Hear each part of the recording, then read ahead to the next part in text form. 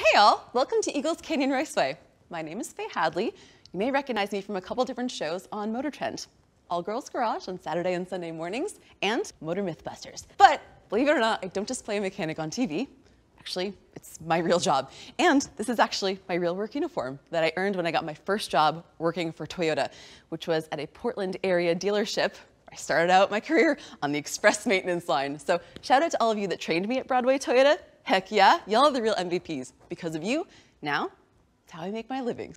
Enough about me though, because the real MVP is this all-new 2022 GR86 behind me. This is awesome. Everything about this car really captures me at the soul level, because this car is a huge step forward for Toyota. And while I can geek out on all the technical aspects and show you underneath the hood, all that stuff, which I will do, what I really want to speak to you at this very moment is the sports car element. For that, I'm going to need help from a special friend of mine. So, hold on. Hey, yo, Ken Gucci, y'all.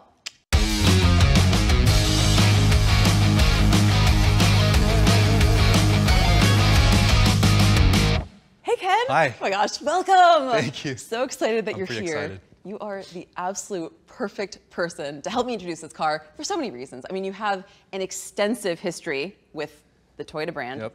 but not only that, you have kind of a personal relationship with this car, going way back. So for the folks that don't know, you are a driving legend. and you got such a cool history. So would you mind just giving a quick rundown on your history for those? Yeah, you're right, Faye. I actually have an emotional attachment to just the numbers 8 and 6. And to get into that, my name is Ken Gucci. I am a professional driver for Toyota Gazoo Racing USA, driving the GR Supra and the Formula Drift Championships. But I did get my start in drifting about 20 years ago, coincidentally, in a 1986 Toyota Corolla GTS, the last of the rear-wheel drives, or also known as AE86. Yep. Now, fast forward to 2007, I actually got my start in the Toyota racing family under Scion Racing, and that's when we debuted the FRS in 2012.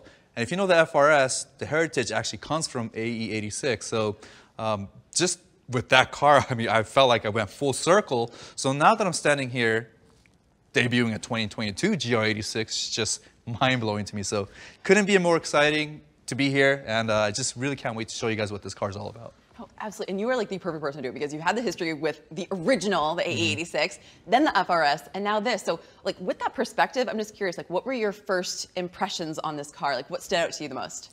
Yeah, without even driving the car initially, simply looking at it, I was like, oh my God, you really can't ignore the fact that you can create an almost immediate emotional attachment to simply the way the car sits, right? The aggressive nature of the body lines, the wide stance, balanced proportions, the low center of gravity. All of these features really embody the spirit of a sports car, even as simple as the front vent that actually serves a purpose. They're actually functional. Yeah. I'm yes. It's really interesting, because that first thing that you said, your first impression was that overall feel of heck yeah, this is a sports car. Clearly it is. Looks like it's going 100 miles an hour just sitting next to me.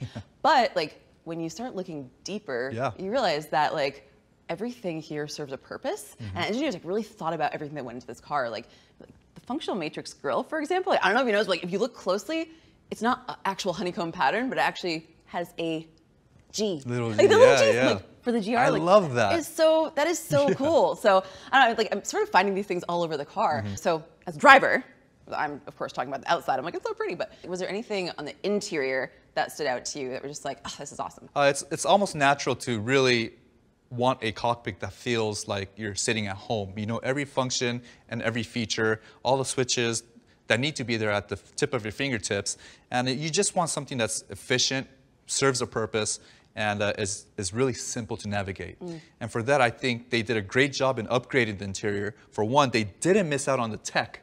Everything you need to know is right there in front of you. So in that sense, I really appreciate the fact that they really did upgrade the tech in the car. One thing I loved was that it feels like a sports car inside. What you're saying about the bolstering of the seats, absolutely. I really like the seats. And then also some of the the temperature knob, for example, looks kind of like an air fuel ratio gauge. So it sort of looks like already they really designed does. it like it's a race car, like it's supposed to be. So actually, speaking of that, sort of nodding to something that you mentioned earlier, was the low center of gravity.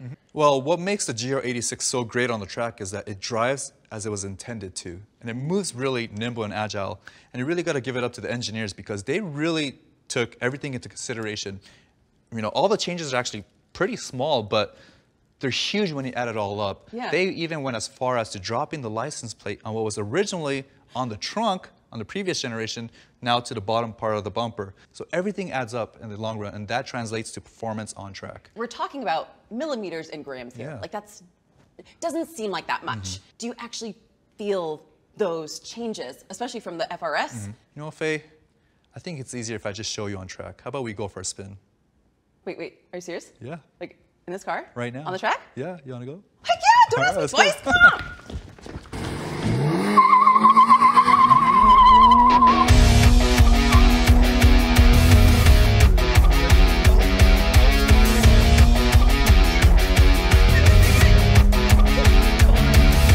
It feels so stable. It really like, is. I'm scared, but I'm not scared. You know what I mean? I mean, I'm scared.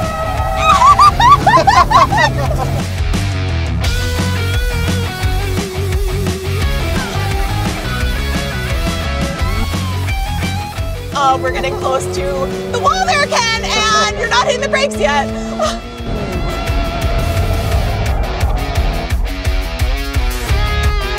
That was amazing. I can't get over how fun this car is, to be honest with you.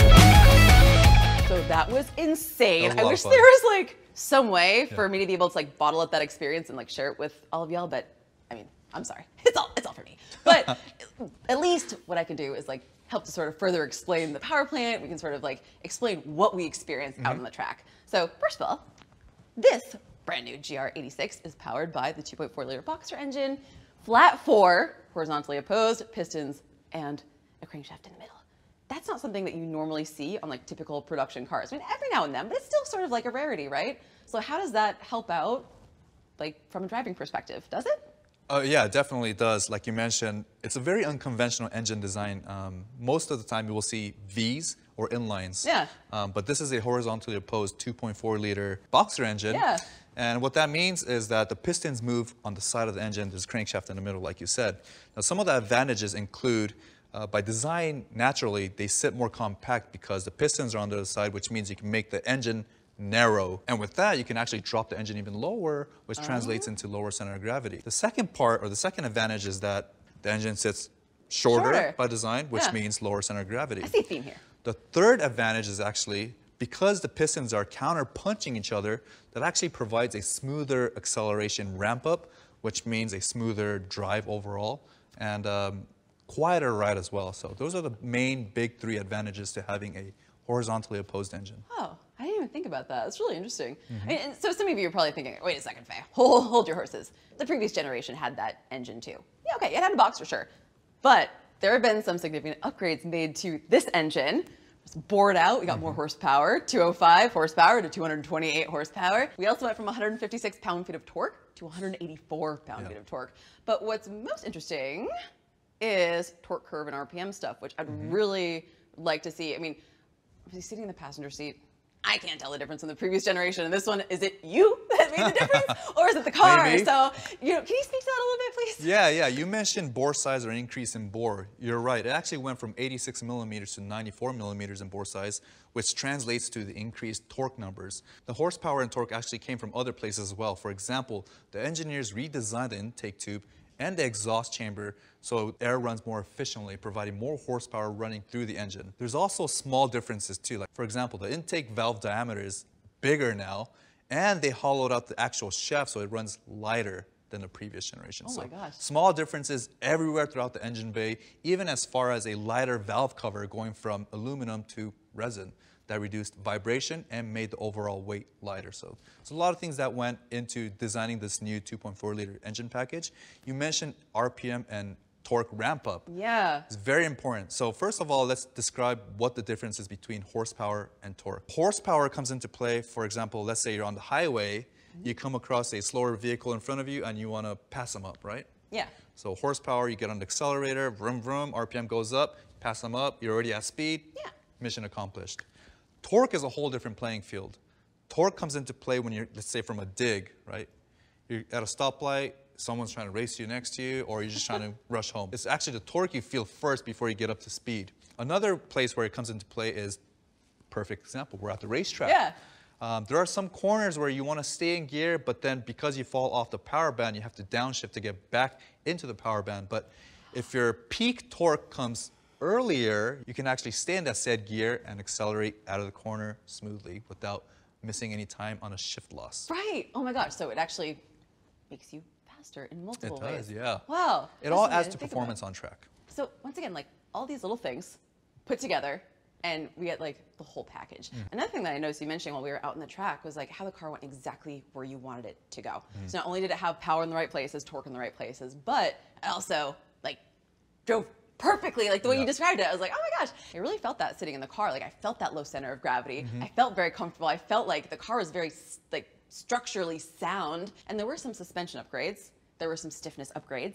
And there were some steering upgrades. Right. And I have a feeling that you felt all three of those out on the track. Can you speak to any of those? Yeah, earlier I mentioned that what makes this GR86 so great is because it was designed to drive as it was intended to.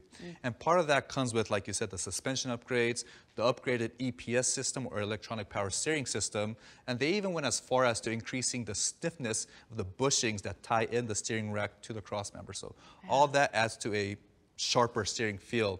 I kept saying point and shoot. That's exactly what this car is capable of. You basically point the steering wheel in any direction you want to go and just get on the accelerator, shoot in that direction. So I thought that was just your skill. But what you're saying is that the car actually has a play in the performance that I saw out there. Yeah, but not only that, what I really want to talk about is the structural increased stiffness or torsional rigidity of the vehicle.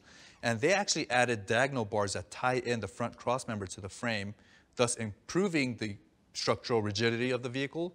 And for the back, they added a ring structure that ties in the upper deck to the main body, which also increased the structural rigidity of the vehicle. So everything really comes into play to really make the car feel a little bit more planted, more balanced, more predictable on track, and overall fun. We've covered a lot. Ton today. I'm still sort of swimming in information right now, and I have a lot more questions to ask you, but I have a feeling that seeing the sunset, and I think that we are running out of time to maybe do another few more laps.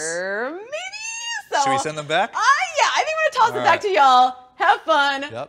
Be jealous. Go ahead, it's fine. And what do you think? Can we see y'all?